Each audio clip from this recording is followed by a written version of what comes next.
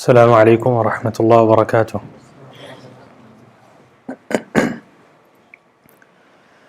بسم الله الرحمن الرحيم. الحمد لله رب العالمين، والعاقبة للمتقين، ولا عدوان إلا على الظالمين، والصلاة والسلام على أشرف الأنبياء والمرسلين محمد وآله وصحبه أجمعين، ومن تبعهم بإحسان إلى يوم الدين. أما بعد، اللهم انفعنا بما علمتنا، وعلمنا ما ينفعنا، وزدنا علما وفقها في الدين يا رب العالمين.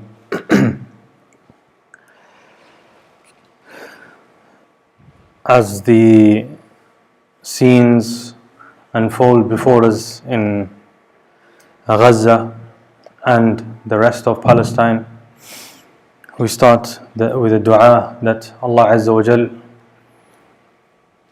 has mercy upon our brothers and sisters, those who are under siege in the hospital of As-Shifa,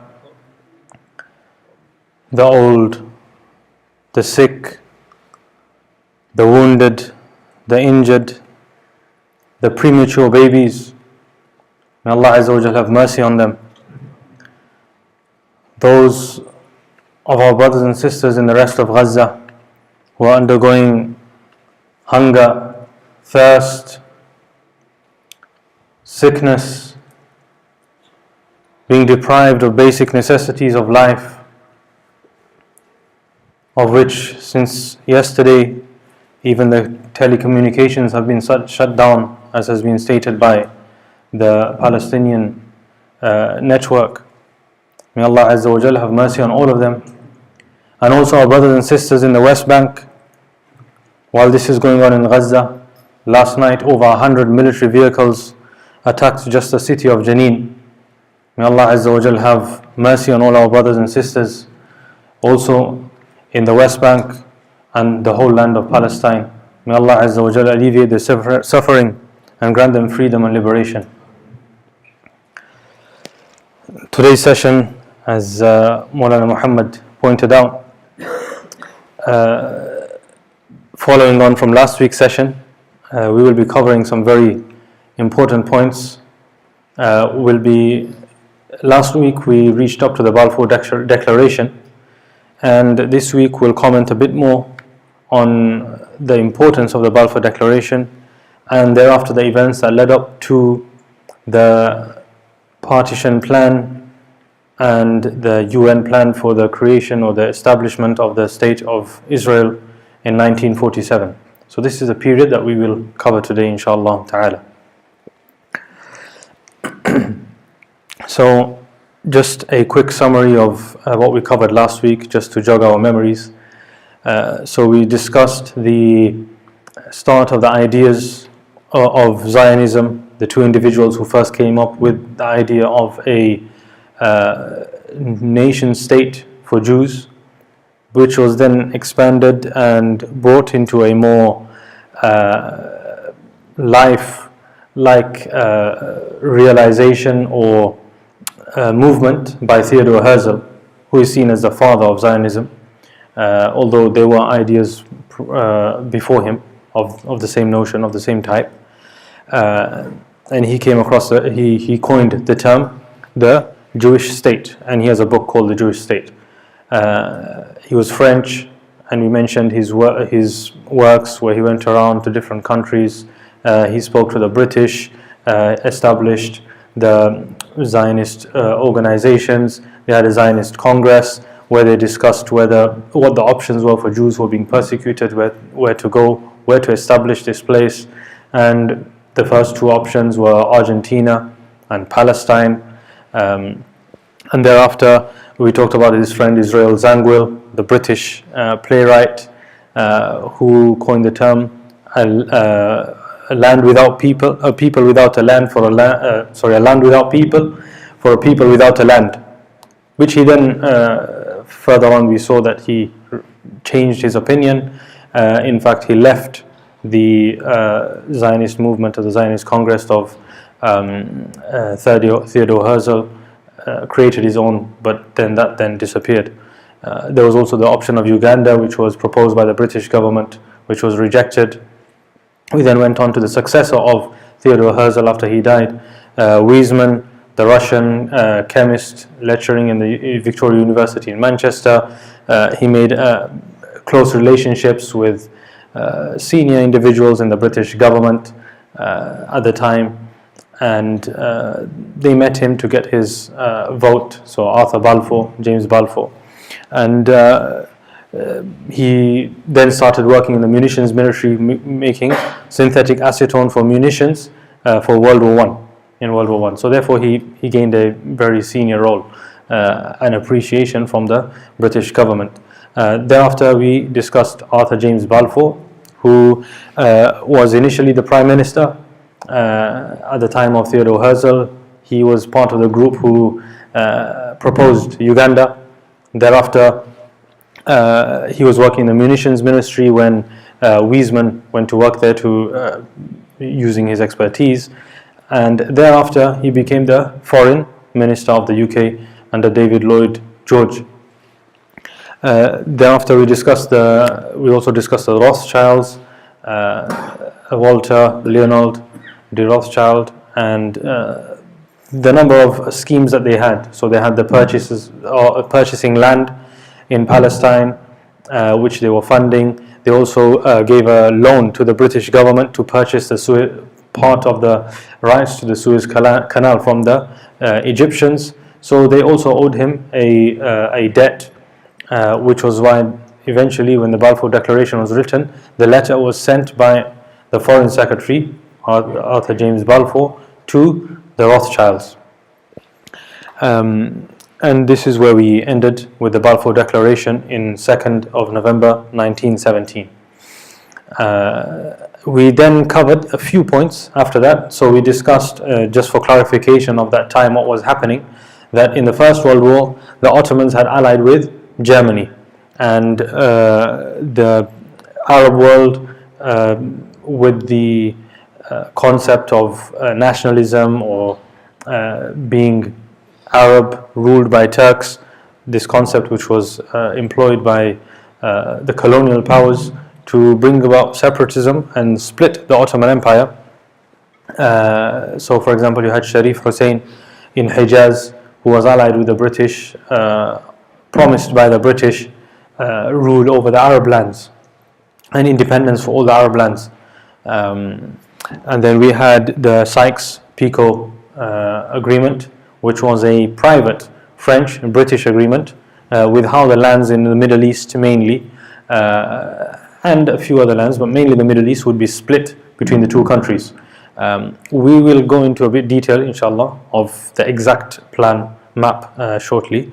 And then we had the conquest of Palestine by the British in 1918, September 1918, when General Allenby entered into Palestine and entered Jerusalem, and his words were that today the Crusades have ended. Thereafter, we have the surrender of the Ottoman Empire to the British completely in December of 1918. And then we discussed after World War I, what was the relationship between the Muslims and the Jews in the land of Palestine. So we said that, first of all, the percentage of Jews in Palestine was about 10% at that point. The non-Jews, so that includes the Christians and the Muslims, were 90% of the population after World War I. And there was the King Crane Commission, which was commissioned by the US President Woodrow Wilson after some issues and problems came about in the land of Palestine. And what the commission found, well, actually the report of the commission was swept under the carpet and hidden, and the results of the inquiry weren't published for 3 years. From 1918 was when it was commissioned. The results of this commission were leaked in 3 years later. So from 1922 was when the results were leaked. And from the results were that the rights of the local Palestinian people are being violated because of the Balfour Treaty and the impacts of what the declaration had. Sorry, not the treaty, the declaration. and it was violating the rights of the local people.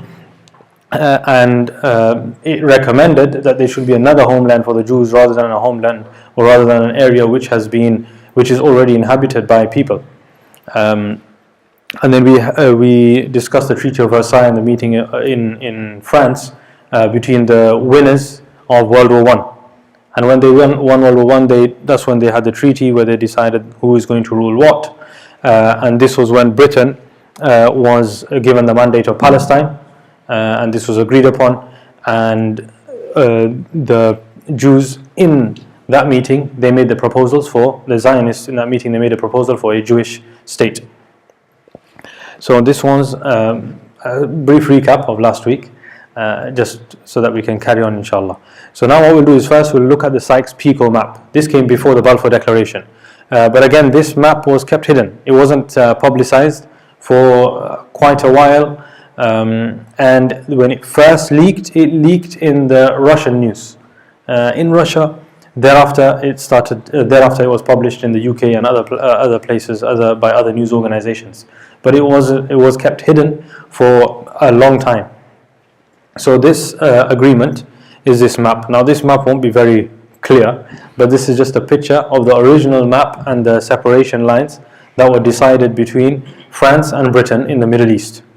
Now you will see A and B, and you will see a blue area and a pink area, or red area. And the yellow area. So the A, which is the next to the blue area, this area here was all given to France. So the northern part on this map, above that line that splits A and B, was given to France. The blue area would be direct French control. The section that's A, above the line, but underneath the blue line, that is the area that would be French administered control. So it's not direct French control, but it's subjugated to the French. And the same thing underneath the blue line. You have the red box, which is direct British control, and then you have the area which is B, which is British influence control, or British administered areas. So they don't directly control it, but they are in charge of whoever's ruling that area. And then we have the yellow area. This yellow area is Palestine. This area was determined, according to the agreement, to be under international rule. So it was determined to be under international rule and not given to any of the individual or single state from the winners of World War One. So let's get that map and superimpose it on what is what the modern maps look like. So if we look at the map now, what we have here is this blue area here, which was blue in the other map as well. Yeah, in the north, the dark blue area. This dark blue area is direct French control. The light blue area is French influence. Okay. Now, as you can see, it doesn't go according to the borders that we have today. So the French influence, the French control was in Turkey, and the influence and Lebanon. The influence was in Syria and the northern part of Iraq. And the British had, this area here was called Transjordania. Now it's called Jordan, but at that time it was called Transjordania. Jordan came afterwards. So it was called Transjordania. Transjordania was under British influence, as was Iraq, so the southern part or majority of Iraq. And thereafter you had the coastal area, which is Bahrain, down to Kuwait and these countries. These areas were under direct British control. These all under direct British control. And then we had this area here, which is Palestine. As you can see, that's supposed to be under international control. So this is the agreement in the Middle East. Obviously we have the Italian control, but that's further up towards Turkey.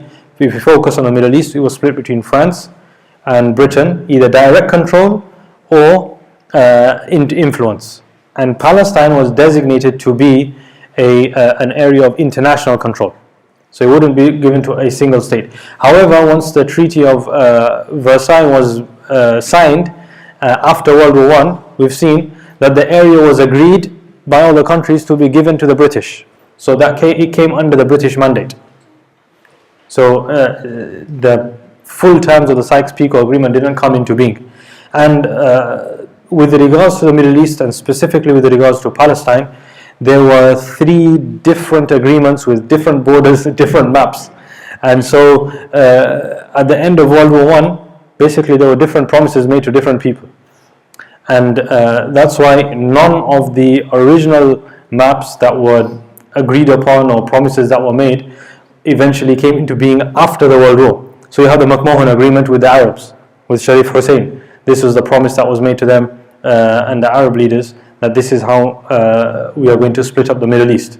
That was a different map. The Sykes-Picot Agreement was between the British and the French. So the McMahon Agreement, was between the Britain and the Arabs, because as you can see, that's the British influence. And then you have the British-French, the Sykes-Picot. So there were different agreements that were made, and then there was the General International Agreement. So all of these private agreements and separate agreements, they were all different. So that's why when it came eventually after World War I, the realization was not exactly according to each individual map that were there or the agreements that were there from before, which obviously led to disagreements, unrest, unhappiness. So we have the Sharif Hussein, for example. He was not happy about the status quo. He wasn't happy that he wasn't, or the Arabs weren't given all of the land as was determined by the McMahon Agreement. And although he was given Hijaz, but he did not agree with Palestine being given to the British and the Arabs having no say in Palestine, because it was supposed to go to the Arabs. And so even though he was backed by the British against the Uthmani Khilafah and the Ottoman Empire, he then refused to collaborate with the British in this matter. So he didn't sign the agreement, he didn't sign the treaty with the British to hand over Palestine, and he didn't approve the Balfour Declaration, which then led to his stipend and his sponsorship of the British being reduced until they cut him off completely. They didn't pay him anything. They offered him 30,000 to sign. He refused. He was offered by Lawrence of Arabia 60,000 after that. He refused again. So then they sponsored the other ally who was in Najd, Ibn Saud, who was a rival of Sharif Hussein, but he had been contained in Najd, and he had been provided sanctuary by the British, or protection by the British, that they won't do anything to him. He was then pushed forward and sponsored by the British. He then came forward and he took over the area of Sharif Hussein, defeated Sharif Hussein, and created the state of Saudi Arabia, the Kingdom of Saud. Anyway, those agreements came to place in the Middle East. So this was just a background of this map, because we hear this all the time, so we need to have a bit of understanding of what is Sykes-Picot, what was the agreement that was made, what were the outcomes, and how was it actually implemented. Then you have the Balfour Declaration. This is the declaration. Now the wording of this declaration, even though it's only, as we said, 67 words, but the wording of this declaration was had a big impact. And it was discussed for years. In fact, the most recent discussion about the wording of the Balfour Declaration took place in the outcome of an inquiry or statement made in the House of Commons in April 2017. So you can see that they've been discussing for 100 years the wording of this 67-word document and exactly what has been written inside there. So we'll go through a few important points of this document. We'll go back and forth between this slide and the next one. So the first thing with regards to the Balfour Declaration is that there were things that were called safeguard clauses. So safeguard clauses. And these clauses were to do with two different things. So there were two clauses generally. One is the right of non-Jews and the right of Jews. So these were the two safeguarding clauses that were determined in the Balfour Declaration. Now what does that mean? It means to protect the rights of non-Jews and protect the rights of Jews. But what was the wording that was used in the Balfour Declaration? So, so let's go back to the Balfour Declaration. In the Balfour Declaration, in the middle, the main paragraph, towards the bottom, it says, "Nothing shall be done which may prejudice the civil and religious rights of existing non-Jewish communities in Palestine." So this was a safeguarding clause for the non-Jewish communities. Now, first of all, this was an issue that was raised by the Christians and the Muslims in Palestine, that that they were seen as second-class citizens or degraded already by this statement, because you had Jews and then you had non-Jews. Everything was just in relationship to Jews. Rather than saying the Muslims and the Christians and the Jews, it was the Jews and the non-Jews. So they raised an objection to this. But anyway, so here they said the civil and religious rights. And this came into debate much later because they did not grant them political rights. They did not grant them political rights. And this is important. Civil rights just mean the basic rights of living in society, and religious rights for them to be able to be Muslims or for them to be able to be Christians. That's it. They don't have rights, political rights,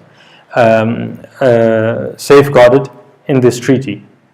Although the treaty says that it's supposed to be safeguarding the civil and religious rights.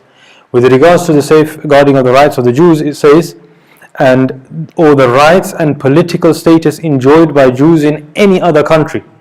So this clause was put in, and just on a side note, the Balfour Declaration wasn't a document that was just signed and written by Balfour. What happened was there were different versions. There was a version actually written by the Rothschild that was given to the British government, as well as a few other versions, and the British government took them together, and then Arthur James Balfour looked at the different ones, and eventually they agreed on this as a final version. And they put these safeguardings inside this document. And the fear was that if they don't write inside this document the rights and political status enjoyed by Jews in any other country, what may happen is that by saying that the Jews are entitled to a home in Palestine, that means that to understand the opposite, that means that they are not entitled to a home anywhere else. So to safeguard their rights everywhere else, that's why this clause was put in. But if you look here, it gives them rights, meaning civil and religious rights, and political rights.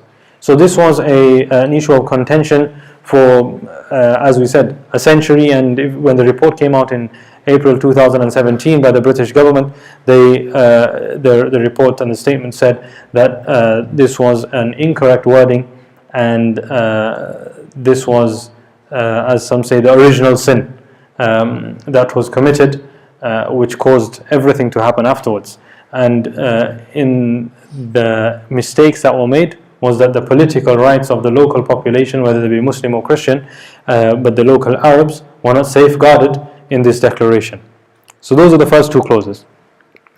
Then you have in this declaration national home, and so if we look at the again the middle paragraph, so this is the first point that's mentioned, that the government view with favor the establishment in Palestine of a national home for the Jewish people. Now, when they said a national home for the Jewish people, initially the discussion was, shall we say a Jewish state? But they said if they were to do that, they will cause friction with the Arabs directly, immediately, because the Arabs are already there and the Jews are only 10% currently residing in Palestine. So it will cause an aggravation, and they were unsure of what the consequences could be. And so they wrote a national home. The second point was that if they were to say Palestine will be the national home, rather they said a national home in Palestine. This denotes that not necessarily the full land of Palestine would be a home for the Jews, but a portion of it would be. Now, in terms of legal wording, national home doesn't mean anything.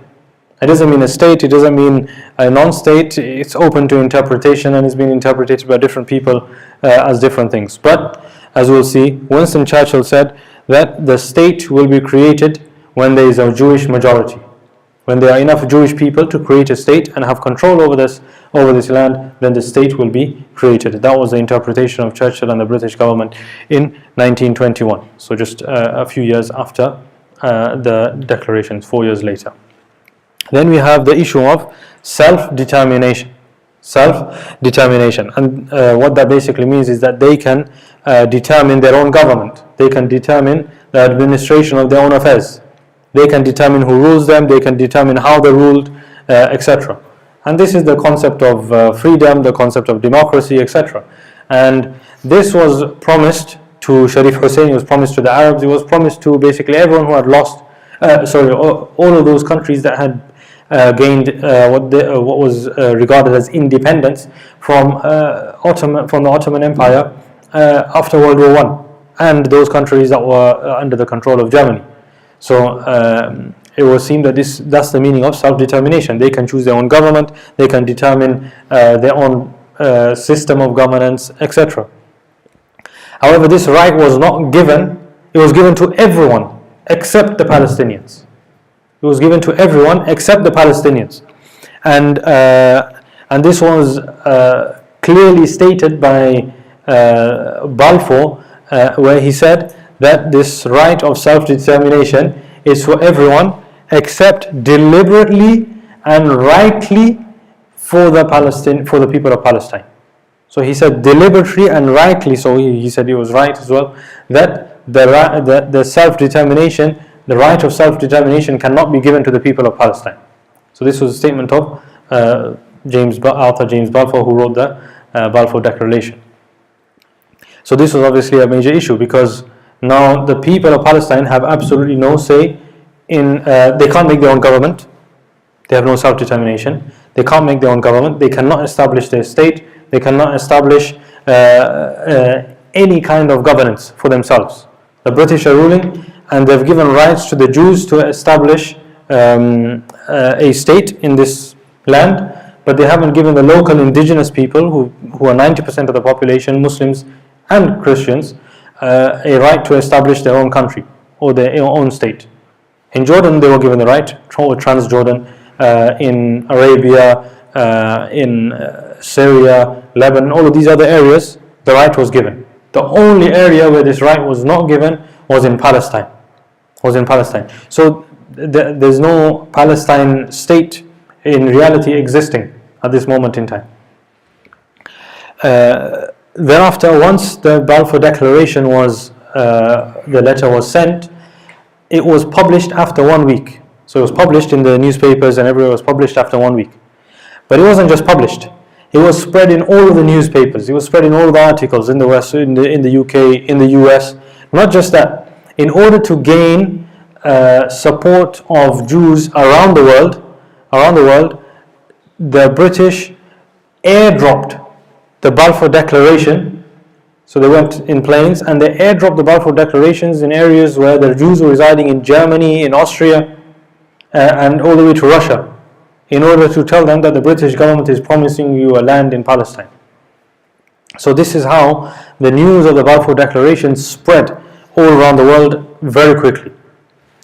And to an extent that this day became celebrated, and eventually was, until the Second World War, it was regarded as or to the end of Second World War, it was a national day of holiday for the Zionists in Palestine. They would mark the day of November 1917. So every year on the 2nd of November 1917, they would have a holiday and they would have a celebration because of the Balfour Declaration. And it was assumed, historians differ, but it was assumed that the British government thought that the Zionist movement represented let's say, a major voice for the Jews, or the most common voice for the Jews. However, what can be seen is that in fact it was the Balfour Declaration which was the strengthening or the making of the Zionist movement. Until then, the support that was held by the common Jews, by the Zionist movement from the common Jews was not much. So, for example, in America in 1914, in 1914 in America, the Zionist groups and the Zionist support members only numbered 7,500. 7,500 supporters. That's it. In 1919, so just 2 years after the Balfour Declaration, 5 years after 1914, the numbers went up to 149,000. Look at the difference. From 7,500 before the Balfour Declaration, and by the time 2 years after the Balfour Declaration, it goes up to 149,000. A massive shift. And as we said before, the other organizations that had different ideas, etc., when the Balfour Declaration was made, they ceased to exist because many of the members just went back to the Zionist Congress or joined the Zionist groups. And so, through this declaration, it reinforced the Zionist movement, gave them support, gave them backing, and many people joined the cause and the different groups that were there. In fact, in America, they had 149,000 members, over 600 different Zionist organizations. Not just a few, there were 600 different Zionist organizations. Once the declaration was made, then the declaration was made obviously by the British. Thereafter, the first countries who came to support and approve or endorse this declaration was Serbia. So Serbia at that time had a minister who was a Zionist, and he openly declared support of the Serbian government on a visit to the US in December of that year, so just a month later. Thereafter we have France, and then Italy, and we have the US. And these are the first countries who endorsed and supported the Balfour Declaration.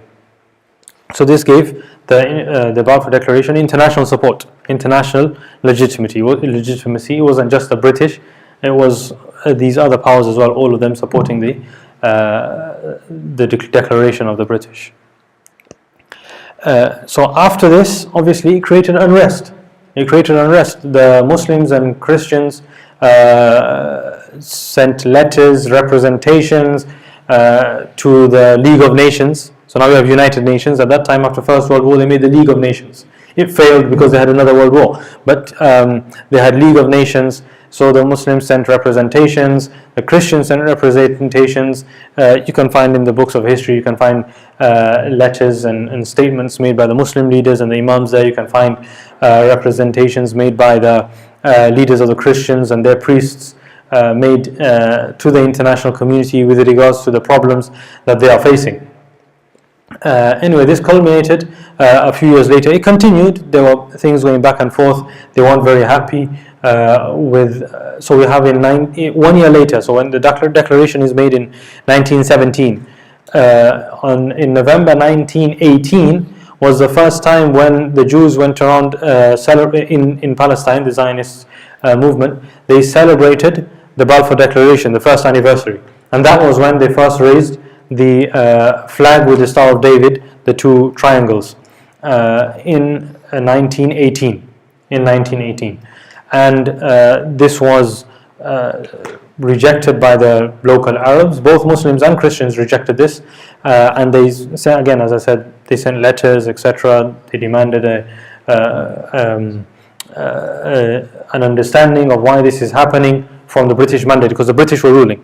And they said that we've been living with Christians, Muslims and Jews in this land for centuries. It's been under Muslim rule basically for 1,400 years, and we have no qualms or no issues with the Jews living here and having their rights. But as a minority, they cannot be coming here and ruling over us. They can't come here as a minority and enforce their rule on us. They are fine to live here as equal citizens with equal rights, but not as rulers over us and enforce their rule. And this was one of the statements that were made by both Muslim representatives and Christian representatives, but their voices were not paid heed to.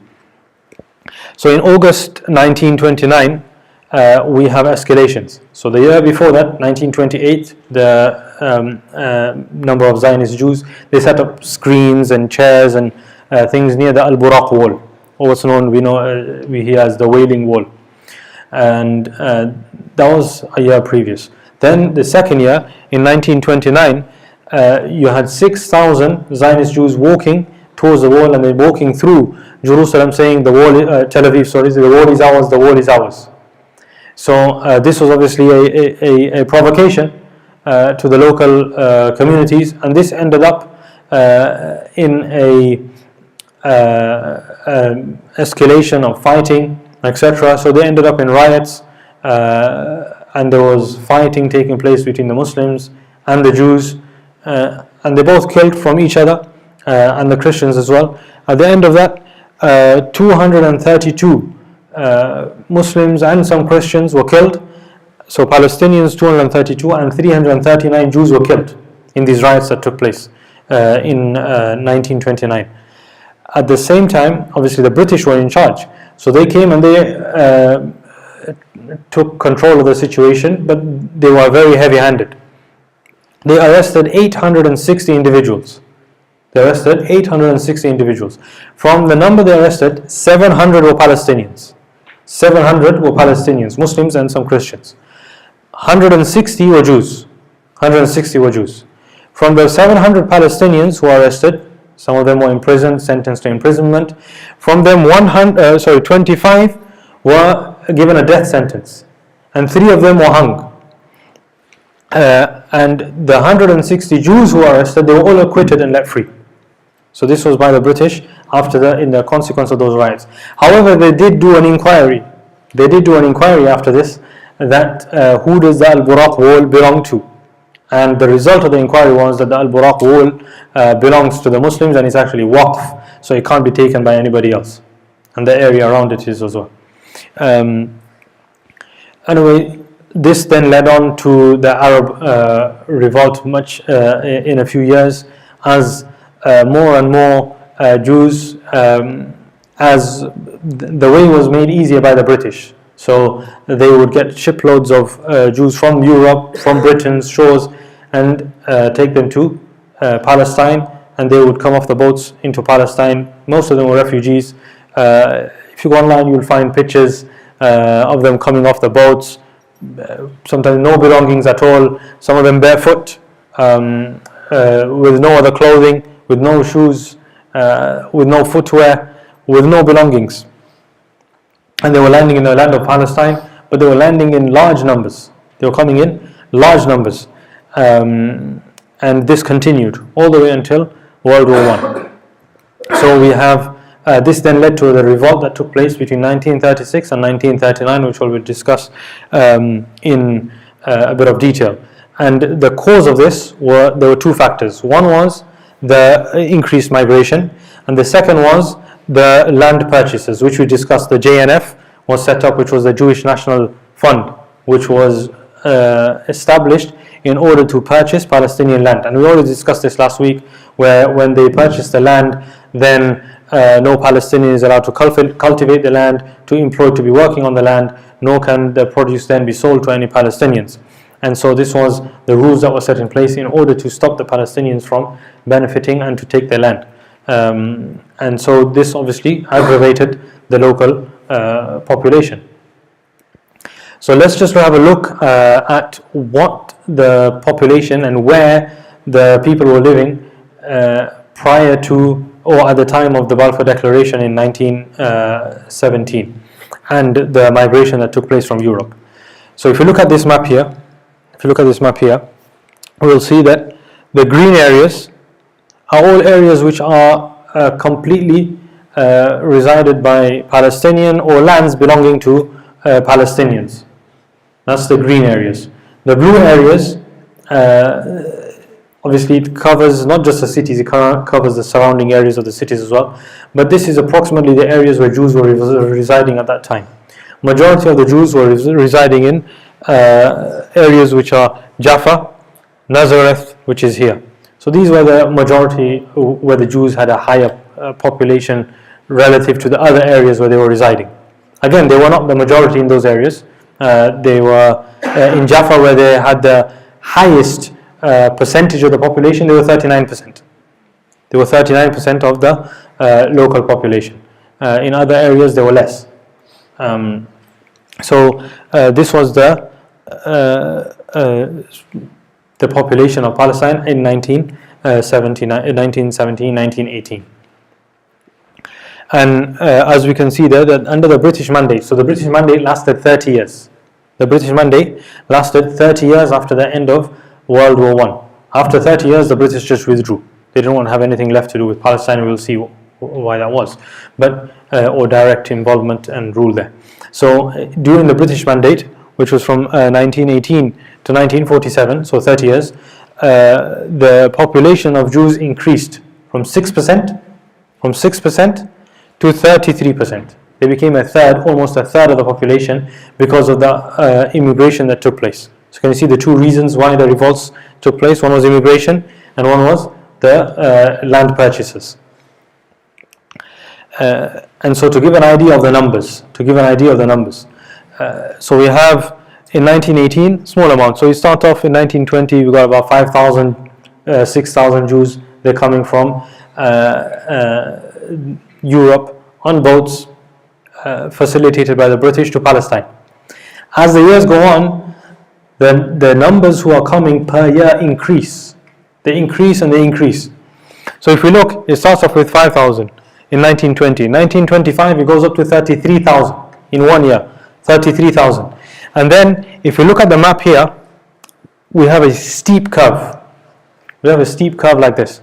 This was when the immigration or the migration of Jews to Palestine increased to the extent that in 1935 more than 61,000 Jews migrated to Palestine and settled in Palestine. So you can see that how the facilitation by the British government of the time in transporting Jews to Palestine. So the numbers are increasing and the rate is increasing as well. So it goes increases there, then it increases almost exponentially there. It goes all the way to 61,000 in 1 year. So this was what started, obviously, the riots in or the revolt in 1936. Because now they were taking over. They started off at 6% and now they're almost 33% of the population, almost 1/3 of the population. The population goes up from around 80,000 to just under or to approximately 500,000. So the population goes in those years from 1917 or 1918 to 1936 from 80,000 approximately to almost 500,000. So you can see the massive difference that takes place. So thereafter we have the revolt in 1936 to 1939. And so they revolted against the British government. They revolted against the British government and the British rule in Palestine because they were enforcing the land purchases. They were facilitating the migration. So they saw the problem as the British. And the British were being heavy-handed to the Muslims and the Christians, so they generally what we call the Palestinians in the area. Whereas they were giving more freedom to the Jews who are arriving on the boats. And so they revolted against the British rule. When they revolted against British rule in Palestine, it was violently crushed. 4,500 Palestinians were killed.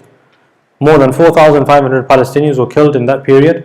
And we have over 6,000 imprisoned.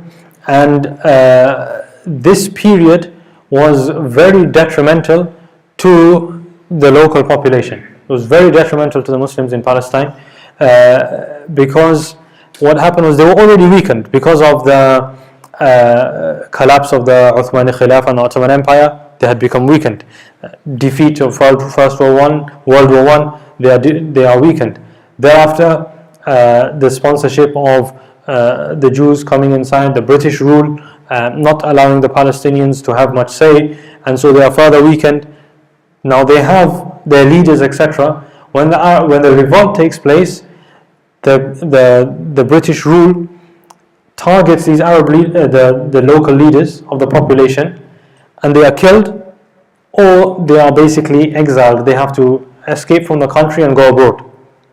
So the local population who will continue to reside at the end of the revolts, in Palestine are basically left without any political leadership. They're left without any leaders. They're left without anybody who's able to take their cause forward. And they are left very weak. And this is what then has an impact of in further discussions and things that take place. You will find that the Palestinians don't have a voice. They don't have somebody to represent them, or their voice is very weak, and they are unable to force their viewpoint or their narrative in these meetings. And the reason why that's important to note is because sometimes we'll say, okay, there's a point where, for example, the British actually declared certain things which seemed to be beneficial for the Palestinians, and yet it never came to being. And the reason for that was that the Palestinians at that time had a very weak leadership. So as soon as they weren't able to support the British view, whereas the opposing view of the Zionists and the Zionist Congress and the Zionist groups were able to force the British to turn away from their statements. Anyway, so then at the end of the revolt, or to stop the revolt of the local population, a white paper was published by the British government in 1939. And this basically made some promises to the Arabs that with the intention of calming their fears, stopping the revolt, and assuring them that they will have their rights. And if you look at the conditions, they seem to be favoring the local population. So for example, the first thing they said was that, okay, now the population is, the immigration is 61,000 in 1 year. What we'll do is, over the next 5 years, we will be limiting it to 75,000.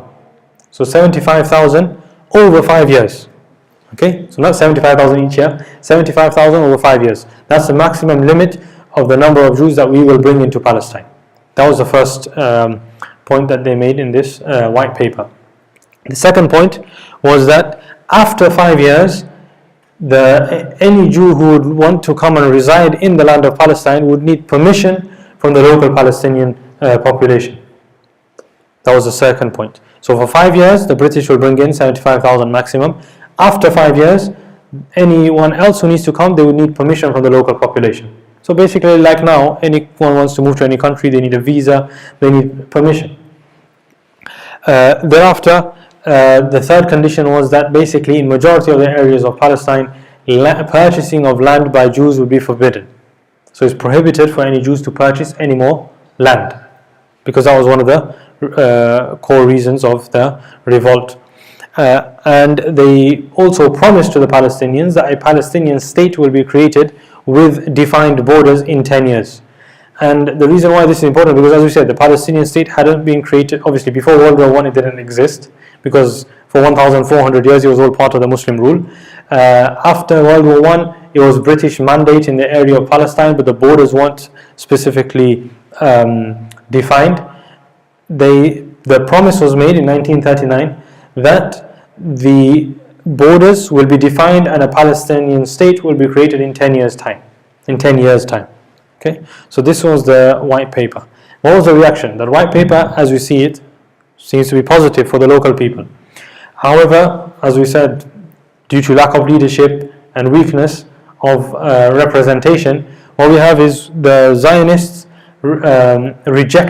outright rejected this, and they declared it to be an oppression on them. And we then had right-wing groups. So we have the Irgun terrorist group. We have revisionist Zionist groups who then went on to attack the British in Palestine and Palestinians. And this is when the violence by the right wing and by the Zionist groups in Palestine started against the Palestinians and also the British. And this is very important. The groups, they fought against both the British and the Palestinians in order to enforce their goals and their objectives. Now, the Zionist movement had let's say a knockoff movement or a fringe movement, which also had a large following, and this was the revisionist Zionist movement. And the idea of the revisionist Zionist movement was not only the land of Jerusalem and what we see on the maps as Palestine, but rather their aim was Transjordan, in fact all the way to the rivers in Iraq. So their idea of the Jewish homeland was that it should be all the way from the Euphrates to the Mediterranean. From the Euphrates to the Mediterranean. So it's Greater Israel, as it's known as. And that was their target, that there should be no other Arab control all the way from the Mediterranean all the way until the rivers of Iraq. And this was the idea of the revisionist Zionist movement. And from this revisionist Zionist movement, we have the Iran terrorist gang, we have other groups, we have the Stern gang, which we'll come across, who committed a lot of atrocities at the time. And this right wing is what is regarded in modern day right wing in Israel at the moment. So from the political parties, and from the parties who are the descendants of the revisionist groups, is the Likud party. The Likud party, which is the right-wing party or the conservative version of the Israeli parliament, and Benjamin Netanyahu is the leader of the party, and he first became prime minister in 1996, and he was part of the revisionist Zionist movement, and the Likud party, which was a name which came after a previous name of the party. But anyway, so as we can see, there was not only one view of just making Palestine, there was a revisionist Zionist movement of which the goal was the establishment of Greater Israel and Jewish state all the way from Iraq all the way to the Mediterranean Sea, so including Jordan, etc. And we have Ben Gurion, who was one of the founders of the state of Israel in 1947. You see that very much in his statements. He was from the revisionist Zionists, etc.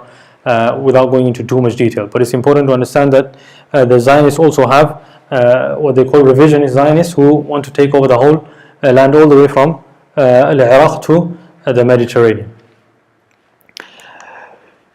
Then we have World War II. So obviously we have up to 1939, World War II breaks out. And so in World War II we have Jews in Europe. And as we know, we have Nazi Germany, Hitler. Now one of the motivations, Hitler was obviously elected before, so he was elected to become the Chancellor of Germany before World War II. And the time when the Jews were coming into Palestine was during the same period where the Jews were being persecuted in Germany. So Hitler, he goes into he becomes the Chancellor of Germany, and he starts implementing policies against Jews in Germany. And one of the reasons he has is, and his accusations, is that the Jews in Germany, because of the Balfour Declaration, they supported Britain and their allies against the Axis in World War I to weaken Germany, because Germany was on the opposite side, to weaken Germany, which eventually led to the fall and the defeat of Germany in World War I. And this was one of the reasons that he gave. And amongst others, in terms of, for example, the control of economy, etc. And so he started the persecution of Jews in Germany. And this led to what was known as Kristallnacht, or the final solution, where it is estimated that 6 million Jews were killed. And many hundreds of thousands were put in concentration camps. Hitler also went into Austria, and this is basically what triggered the Evian Conference, and thereafter triggered World War II. So whilst the Jews are being persecuted by Germany, in Germany and Austria, etc., the US calls a conference. America calls a conference. They call a conference, the Evian Conference. Again, they have it in France. All of these conferences, you look, they're always having them in France after the First World War.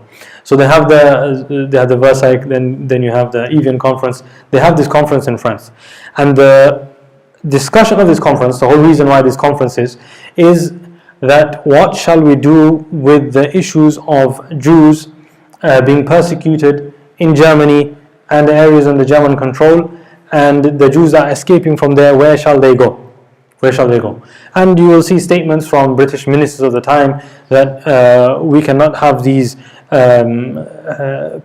Jews causing trouble and coming to our lands. They need to go to somebody else. Like today we have the issue of immigration, and we don't want foreigners coming. So at that time, we have statements from British ministers saying there are all these boatloads of Jews coming to Britain. We should not be accepting them in our lands. And so the countries, they all get together, and the US instigated it, that what shall we do with these Jews who are being persecuted and escaping persecution and seeking refuge. So the initial suggestion was that all the countries who are in the conference, they should each say that we'll take this many thousand, we'll take this many thousand, we'll take this many thousand, so that all the Jews will have somewhere to seek refuge. However, the outcome of the conference, to summarize, was the US said that we will take 153,774. I'm not exactly sure why that specific number, but that's the number that was given. 153,774. The US said that they will take in that many. France, they said we already have 200,000 Jewish refugees in France. We don't have space for any more, so we can't take any more. Argentina said 23,000, about 23,000. Now the reason why they said 23,000 was because the US, even though they said 153,774, they only allowed in 23,068, and then they closed their borders. They didn't allow any more Jews to come into America. So Argentina said, we're not going to take any more than the US. US have taken 23,000, we'll take 23,000. And Britain was also there. So what did Britain say? Britain said, we are very sympathetic to your cause, but we're not going to accept anybody. And the Zionists, where were they? They boycotted the whole conference. And Ben Gurion, he explained, as he was one of the leading figures of the Zionist movement of the time, he explained and he said that the reason why we're boycotting the conference is that if we were to go and attend this conference, that will create an awareness with regards to the issues that Jews are facing in Europe, and then people will come and support, people will donate money, and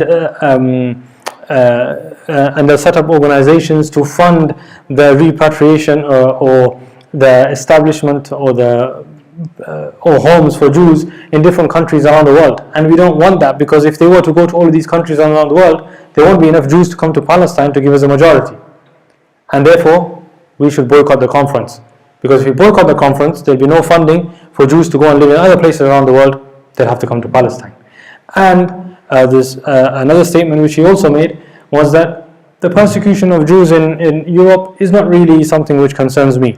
In fact, he said that if 100% of the Jews were to be saved by going into different countries around the world, but 50% of the Jews were to be killed and 50% to reside in Palestine, I prefer the second option. I'd rather 50% of the Jews in Europe are killed, but the 50% reside in Palestine, rather than none of them come to Palestine and 100% are saved and reside in different countries around the world. So this was the statement of Ben Gurion. You can find it in the history books and in his biography with regards to this conference. So this conference was totally rejected by the Zionists, and as you can see, the conference didn't really bring any benefit to the Jews in Europe, because eventually America, even though they said they'll accept so many, they only accepted 23,000, Argentina 23,000, and everybody else said, we're very sympathetic, but we're sorry, we're not going to accept anybody. So they were left to their fate in Germany and everywhere else, and the rest were sent to Palestine. And then you had displaced people camps, the DP camps. So after World War I finished, as World War II comes to an end, the powers have defeated Germany, they enter into Germany. And you have all of these displaced person camps. There's all Jews everywhere in these camps, because they have been put into camps by the Germans, driven out of their homes. They've got no place of residence. And so the UN, the United Nations, has now been set up, and it's the early days of the United Nations, but the United Nations has been set up, and so they send a delegation to these camps to ask the opinion of the local people, of the Jews residing in these camps, that where do you want to go? Where do you want to go? Now, the books of history and the evidences that you can find is that majority of the Jews In fact, even the government of Poland, where many of the Jews were, at that time were totally against the Jews relocating to Palestine. They're totally against the Jews relocating to Palestine. You can find their statements and declarations that were written at the time. So they were totally against it. And a lot of the Jewish local population who were in these displaced people camps, so they were all displaced, even they were not in favor of going to Palestine. But they didn't have any other concrete idea of where to go. They were just open. As long as we can go somewhere where we have rights and we can live without oppression, we're fine. That was the general view amongst the common Jew in these camps. However, you had in those camps, you had Zionists. And they wanted the local Jews who were in all of these camps to say, we want to go to Palestine. And when the UN came to do the survey, the UN committee came to do the survey to ask the Jews in these camps that where do you want to go? What had happened was that the Ergun and the Stern gang, which the official name is Lehi, but the Stern is famously known as the Stern gang, what they did was they attempted to control the Jews in those camps and control the narrative that's coming out. So what they did was, generally in Eastern Europe, what was common was that to control the people, and you see that again in many countries around the world today, to control the population is you be in control of the police. You are the police, you're the local police. And you then subjugate the population to do whatever you want, because you now have the power. And so what they did was they uprose against the police in those camps. They then became the police of those camps. There was some violence, and then they then subjugated the local population, the Jews in those camps, to their point of view. To the extent that they even killed some of their own fellow Jews in those camps, because they would not conform to their views of all the Jews wanting a home in Palestine. And so when the UN came, they were directed to individuals by the police of these camps, who are in reality these groups which were designated as terrorist organizations consequently by the British, and are known in history as terrorist organizations. These organizations directed the UN officials to individuals who would say Palestine. So it was a setup. So when the UN committee came, and this was later found out by, and it became apparent, and it was produced in many different reports. But anyway, so when the UN came and they come to ask the people, they are directed, okay, ask this person, taken here, ask this person, and the person says what? Where do you want the home? He says Palestine, Palestine, Palestine, Palestine. So they come out, they say all the Jews want Palestine. So they said okay. And so this was the outcome of the report of the UN at that time. So that's in Europe. What's happening during World War II in the Middle East and in Palestine? So we have first of all the British mandate. So Palestine is under the British rule, and what happens is that local population, the Jews and the Arabs locally, they ally with the British because the British are in power. Now the Arabs, because as we said, and the local population, because they didn't really have much power, they weren't involved physically in fighting in World War II. They didn't have an appetite and didn't want to fight in the World War II. They only allied with the British because of British rule. So they weren't very proactive in joining the war with the British, although you will find many soldiers from that part of the world, but they weren't proactive, especially the local Palestinian population. The Jewish population, on the other hand, they were allied with the British. Not only were they allied with the British, we have Ben Gurion, who we've mentioned a few times today, but he was key figure at that time. He held a meeting with the Haganah Zionist paramilitary groups, and he gave a speech, and he said that we should support the British. We should support the British because the consequence of World War I was what? The Balfour Declaration. The consequence of World War II should be a Jewish state. This was his statement at the beginning of World War II. And so they requested the British that they would like to fight for and with the British and alongside them in World War II. So in 1940, the first Jewish battalion was founded. In 1945, there was a Jewish brigade fighting for the British in Italy. In fact, the Haganah Zionist paramilitary military group, they received military training from the British. So the British Army trained all of their troops. So they were just like the general troops of the British Army. And not only that, they had a Palmach commando unit of 2,000 highly trained soldiers. And so at the end, by 1945, 1946, they had 36,000 or 34,000 trained troops in Palestine. So the Zionist paramilitary groups had upwards of 34,000 highly trained military servicemen who were trained by the British Army and had served in World War II. And at the start of World War I, once these groups, they joined the army and joined the British. So we have Churchill make a statement in 1941, again towards the beginning of First World War.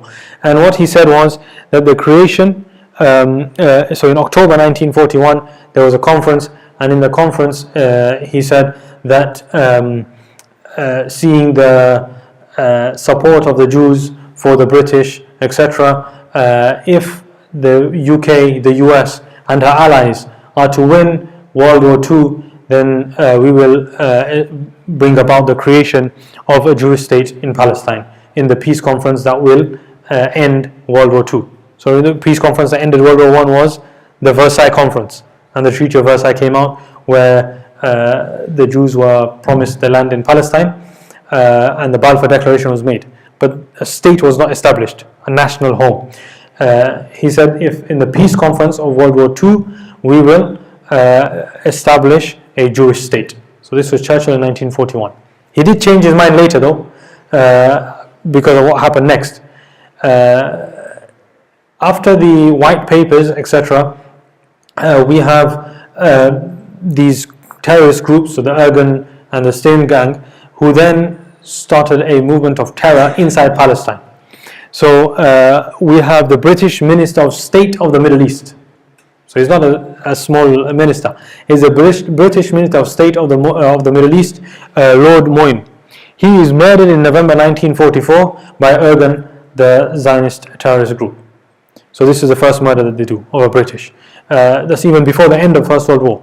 Then we have in August 1944, so just before that, they attempted to kill the British High Commissioner, Sir Harold MacMichael. They failed in the attempt, but that was an attempt at assassination. After World War finishes, we have 1945. These gangs, they go around, they destroy telegraph poles, they destroy police stations, they go to a detention camp, they free almost 200 prisoners from the British prison, they go on to destroy 153 railway tracks in all kinds of different places of Palestine just in the year of 1945. Then 1946, they destroy 11 international bridges that are crossing between Palestine and Jordan, Palestine and Sinai in Egypt, between Palestine and Syria, Palestine and Lebanon. They destroy 11 bridges, major bridges, all on the same day. On the same day, they blow all of them up. Then another key and significant event that took place was the King David Hotel in July 1992. In July 1946. And what happened was the King David Hotel had Palestinian residents, and it had senior British military personnel, etc. in that hotel. These groups, they blew up the whole hotel. They blew up the whole hotel. And when they blew up the whole hotel, they killed 92 people, of which a dozen were British. A dozen were British, and the others were Palestinian, and 58 people were injured.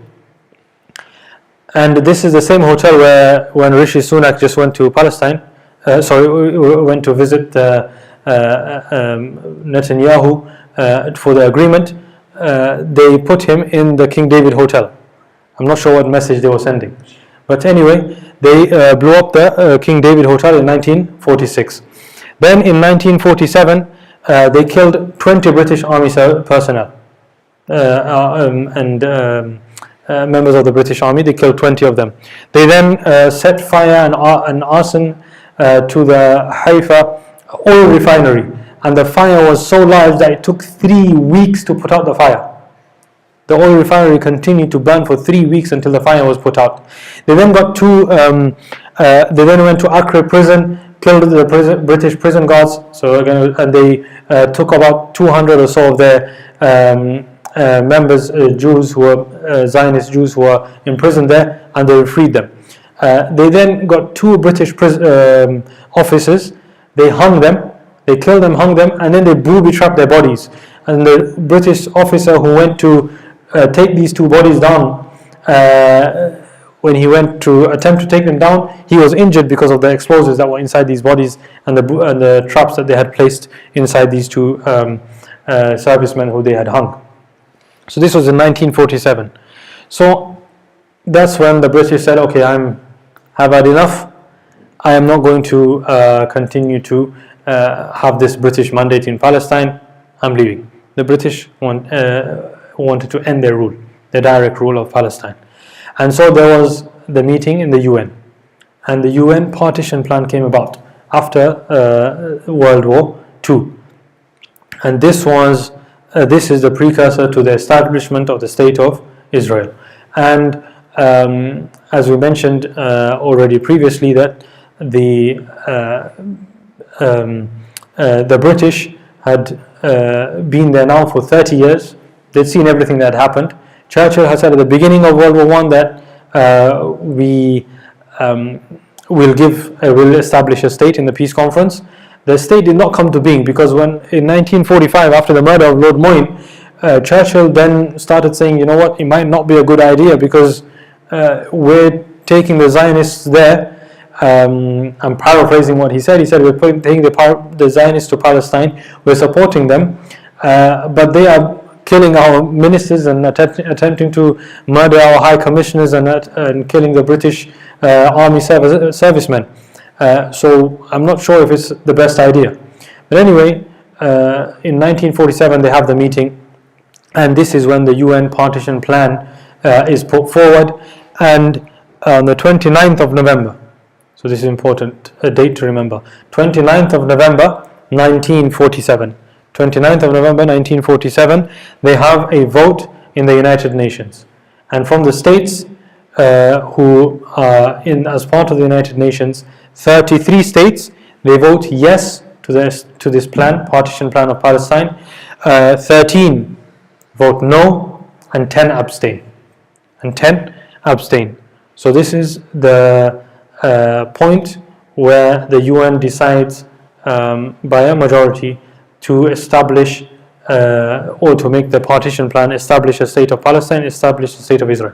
So at this point in 1947, the 55% of the land is handed over to the Jews, and when they are only 37% of the population. So they're 37% of the population at that point, but 55% of the land is designated for the Jews and for the Jewish state, and 45%, even though the population is 67%, is given to the Palestinians, both Muslims and Christians. And this was basically the creation of the State of Israel. Now, this was not something which was agreed upon. So, although this was declared by the United Nations, the Arab states and the local population, etc., and the Muslims, they rejected the partition. Now remember, this is the first time where actual borders have been drawn. So until this point, the borders hadn't been decided. No, we said World War I happened, we had the British mandate, and this continued all the way till this point. So no actual Palestinian state had ever come into being before that. Because once the British took over from the Ottoman Empire, and after the collapse of the Uthmani Khilafah, they never allowed them self-determination. They didn't allow them to make their own state and have their own governance. And the British continued to govern that area with influence in the neighboring areas of Transjordan, etc. And the borders were never clearly defined. They were promised, remember, in 1939 that in 10 years' time we'll define your borders and create your state, but they never did so. And so these borders were never defined until this UN partition plan in 1947. Sometimes sometimes you'll find the argument that a Palestinian state has never existed. So on paper, no, the Palestinian state has never existed in the way that is declared within these boundaries, because these boundaries these current boundaries were set by the UN in 1947, and this was the partition plan. But the area of whatever the boundaries are, irrelevant of what the boundaries are, the area belonged to the local indigenous population, and it was forcefully handed over by the British and then the UN in 1947. And so just to finish, we'll finish with the famous maps that we always see, and he says the Palestinian loss of land. Now there are obviously details to this map in the way it's shown, etc. Without going into much detail today, but we're going to focus on today is the second map. So we have the 1947, and that shows that's similar to the map we've seen before of where the Jews were residing and where the Palestinians were residing and where their land was before the partition plan. So we have the Jewish settlement areas in all of these areas. There weren't really many Jews living in Jerusalem at the time, a very small number. Then we have the partition plan in 1947. Now this is the plan. Sometimes what happens is when we are shown this map, it's as if this was how the rule was, or the governance was, or the partition was in 1947. It wasn't like that. The first map, this is how it was in 1947. This is a proposal that was made by the UN. Okay, so we always see these four maps. The second map in majority of these, not all of them, there is another map which we will look at in next week's session, inshallah. That map is more accurate, but this map, on a lot of the maps that we see, this second map on there is not, it is just the proposal of the UN. That's it. It's just the proposal of the UN. So the proposal is that the green areas will be for the Palestinians. The green areas will be for the Palestinians, and the white areas will be given to the Jews, and that will be the state of Israel. Now, if we look, we have Gaza, but it's not only Gaza; it's the half of the border with Egypt, which at the moment obviously is not under Palestinian rule; is totally as part of Israel. Even here, it goes up further, which today it doesn't. It goes up all the way to Asqalan and past Asqalan. The West Bank is much larger than what it looks like in modern day Palestine. There's a map here which we can compare it to. And then there's an area here, green dot on the coast, which is a coastal town, a port town, which is supposed to be for the Palestinians, and also towards the north, the border of Lebanon. So there's supposed to be a significant area, according to the UN partition plan, which belongs to the Palestinians. Although it was still less than their population, and the Palestinians, they refused. They said, you can't just get our land and pass it on to somebody else. The land belongs to us. They can live here as equal citizens, but you can't just give them the rule and just separate our land and split it up in this manner. Now, a key thing there is that Jerusalem was determined that it would not be under the Palestinians, nor would be under the Jews because of the conflict that's going on. It will be a UN or United Nations administered area. So it will become under the direct command of the UN. Now, if you remember World War I, what did they say? It will be under international rule in Sykes-Picot. It never ended up international rule because British wanted the British mandate, and they used different leverages, and they got the British mandate. But in the UN partition plan of 1947, they said that Jerusalem will be under international rule in order for Jews, Christians and Muslims to have equal rights and safe passage and use of the holy areas. But this obviously never came to being, as we will see. And this was declared. So this was declared by many of the statements of the leaders of the time and political leaders of the time with regards to the separation of Palestine. There was there was different quotes from the people of the time with regards to exactly which of why this area should be given to these people, this area should be given to these people. And from the statements were that not only is the area the Temple Mount and holy to the Muslims, the Jews, but you have the Masjid al-Aqsa sanctuary, which is holy to Muslims, and we also have the area which is holy to Christians. So it's holy to all of these groups and not just the Muslims, and not just the Jews, sorry. And therefore, it was supposed to be for all three groups to stay in this area. This was what the UN partition plan was in November 1947. Now, just before we finish, just a couple of things. One is with regards to the Zionist movement. There was also a movement which was Christian Zionists. So the Zionists weren't only Jews, they were also Christian Zionists.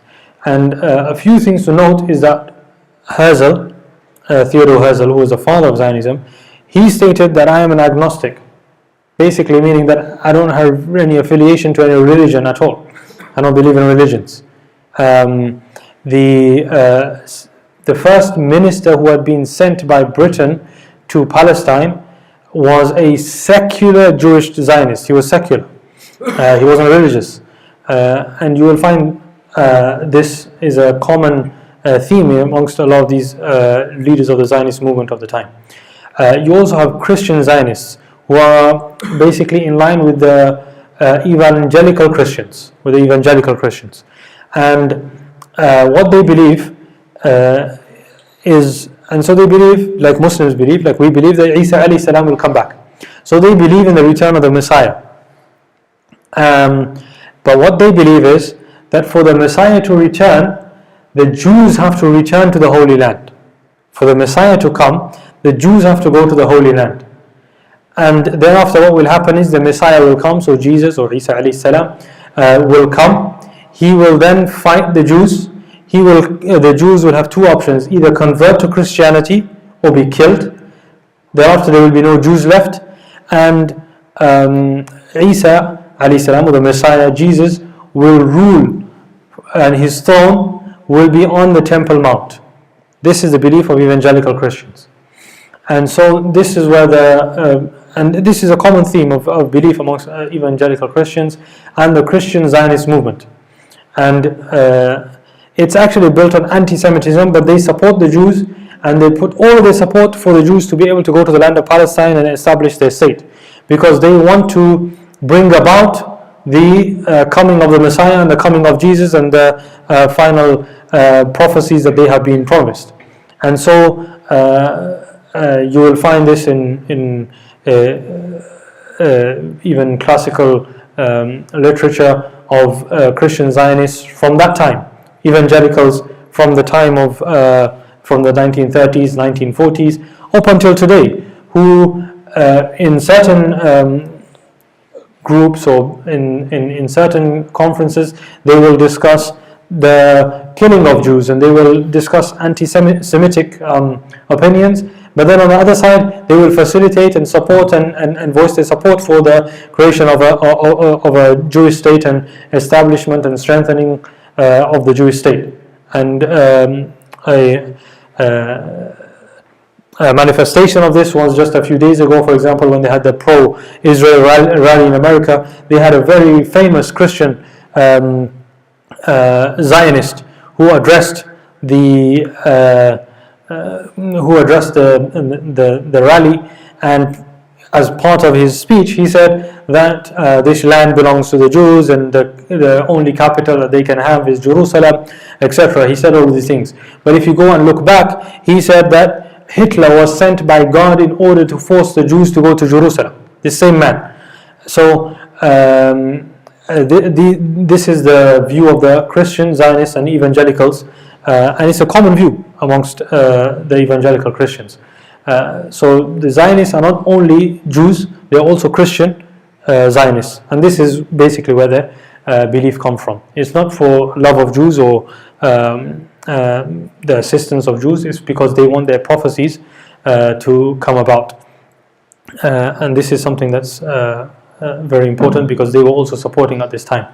The power and the sway that, these are just answers to a few questions with regards to this period that may pop up. So the power that the Jews held at that time, so the Zionists held at that time in America, etc.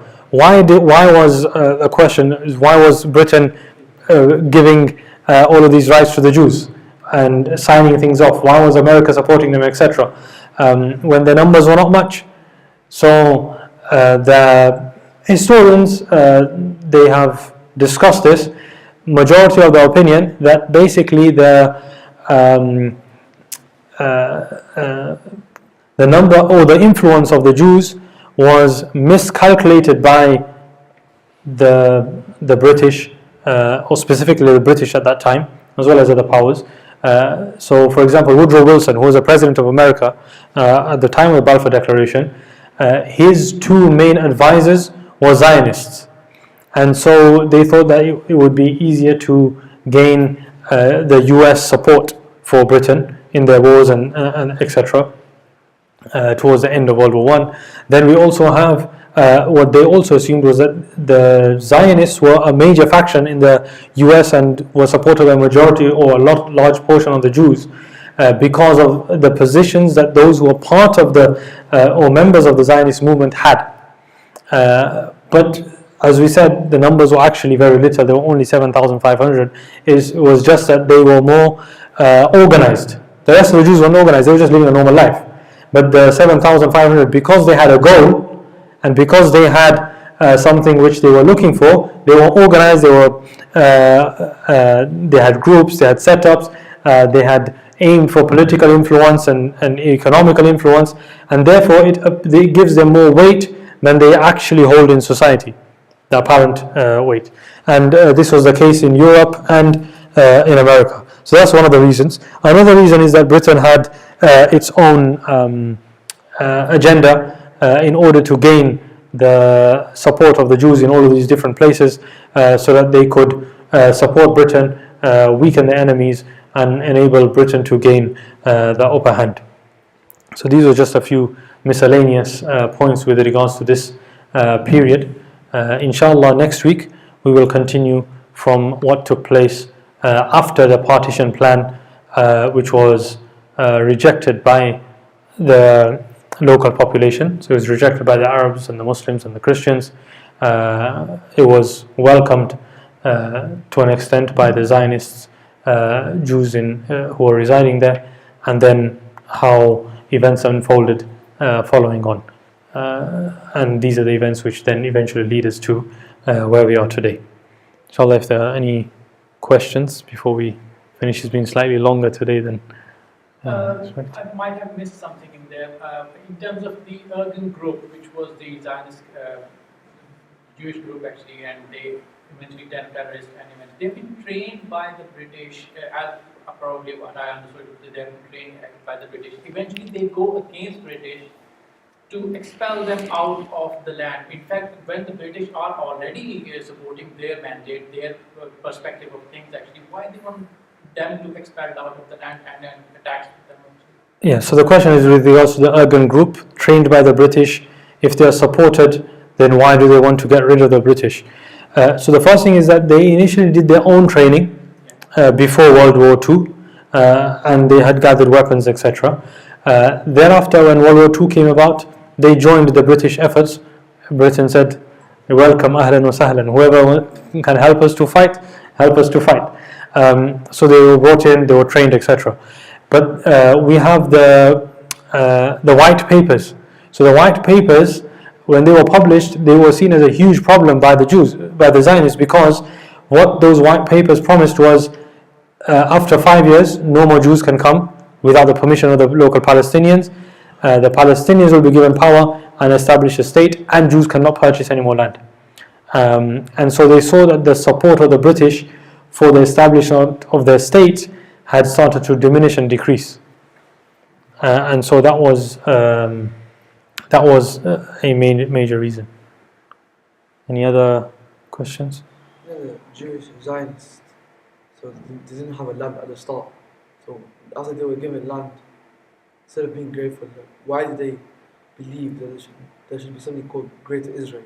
What was that the reason of why they should have So why did they believe in Greater Israel? So why did they believe in Israel and Greater Israel? The reason why they believed was because of basically they believed that the area of Palestine was the place which belonged to Banu Israel, okay, originally. That's what they believe. So Dawood alayhi salam, Sulaiman alayhi salam, they established the state of Banu Israel. And so Dawood alayhi salam first, and thereafter the temple of Sulaiman alayhi salam was established in this land. So all of this land should belong to Banu Israel, to the Jews. So that's why that's what they believe was that land. And also it's not just a matter of that. If you go in to look in their books, then it also describes Banu Israel being ordered to enter into the land of what was Palestine, or the Holy Land, Al-Aradi al-Muqaddasa. In fact, in the Quran, Allah Azza wa Jal describes the story of Banu Israel and tells them to فَادْخُلُوا and to enter the blessed land. So this is a command which is even in the Quran, and they also have it in their books. And but they say that this is not restricted only to that time. It's also for this time for us to enter the land and rule this land, just like it was ruled by King David or Dawood alayhi salam. And using other sources which they have, they then expanded. Some of them expanded it all the way to the borders of Iraq. Any other questions? Okay. Jazakallahu khairan. When is the Dajjal's episode? Let's deal with the past, come to the present, then we'll discuss the future, inshallah. We ask that Allah Azza wa Jal grants us the ability to understand these events, take lessons from these events, and we ask that Allah Azza wa Jal alleviate the suffering of our brothers and sisters, grant them freedom, victory and liberation, has mercy, envelopes them in His mercy, rains His mercy down upon them, assist them with His angels of peace and security and serenity and conviction and steadfastness. And we ask that Allah Azza wa Jal brings them back to freedom, liberation and glory of the days before. Ameen wa akhiru da'wana alhamdulillahi rabbil alameen.